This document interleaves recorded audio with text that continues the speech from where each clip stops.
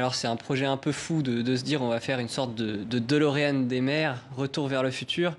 Et donc finalement c'est un process qui est pas très, qui est pas nouveau puisqu'on sait faire du carburant à partir du plastique. Donc quand on prend 1 kilo de plastique en le chauffant sans le brûler, on arrive à le retransformer derrière en diesel et essence.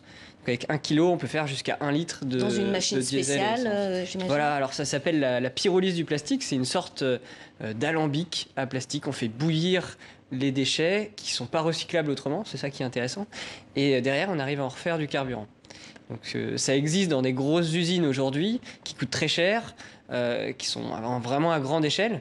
Et l'objectif qu'on a, c'est de le rendre accessible. Donc cette technologie, mais aussi d'autres technologies du recyclage, le rendre accessible pour pouvoir à terme le déployer un peu partout. Alors si j'ai bien compris, votre but n'est pas de nettoyer les océans, mais de transformer en carburant le plastique qui ne peut pas être recyclé.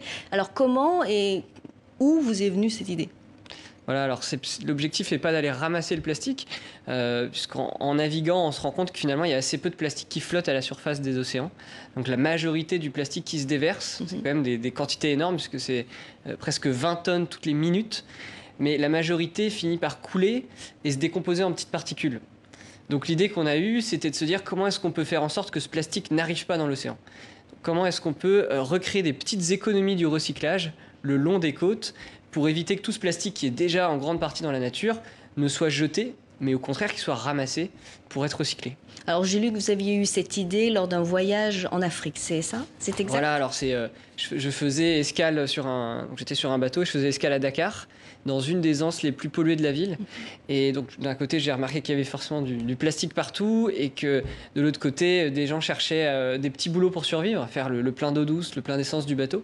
Donc je me suis dit, si on arrive à rendre accessibles des petits systèmes de recyclage et à recréer des sortes de centres de recyclage à l'échelle humaine, on pourra décentraliser ce qui se fait aujourd'hui dans des grosses usines et puis donc créer des emplois localement pour endiguer cette pollution à l'échelle mondiale.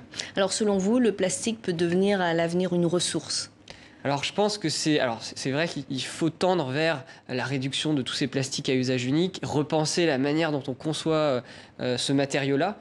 Mais pour ce qui a déjà été produit, et c'est des quantités énormes qui se retrouvent enterrées quasiment au bord de la mer dans la nature. Et donc pour tous ces plastiques-là, il faut en faire quelque chose. Donc, en essayant de montrer que ces plastiques sont une ressource et peuvent créer une économie, on va permettre, on l'espère, d'éviter qu'ils terminent dans l'océan. Alors, votre tour du monde devrait débuter en 2020, mais avant, vous avez conçu un prototype Ulysse, qui, je le disais tout à l'heure, a été mis à l'eau à Concarneau, en Bretagne. Est-ce que tout s'est bien passé ? Est-ce que tout se passe bien en ce moment ? Oui, alors l'idée du bateau, c'est de servir d'être sorte d'ambassadeur du recyclage qui va embarquer des systèmes à petite échelle et parcourir donc les 3 continents qui sont aujourd'hui les plus touchés, l'Afrique, l'Amérique du Sud et l'Asie, pour derrière faire en sorte qu'ils soient répliqués. Parce que les systèmes qu'on développe sont open source, donc il n'y a pas de brevet derrière.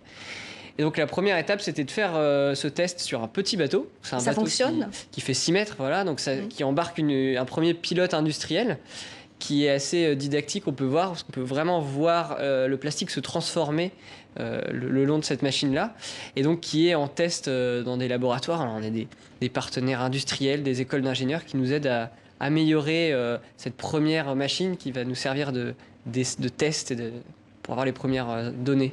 Alors, un périple de 3 ans, vous m'avez expliqué, en Afrique, en Amérique latine, en Asie, 33 étapes en tout, et vous allez aller à la rencontre des populations pour les sensibiliser au tri, au recyclage. Comment ça va se passer concrètement ?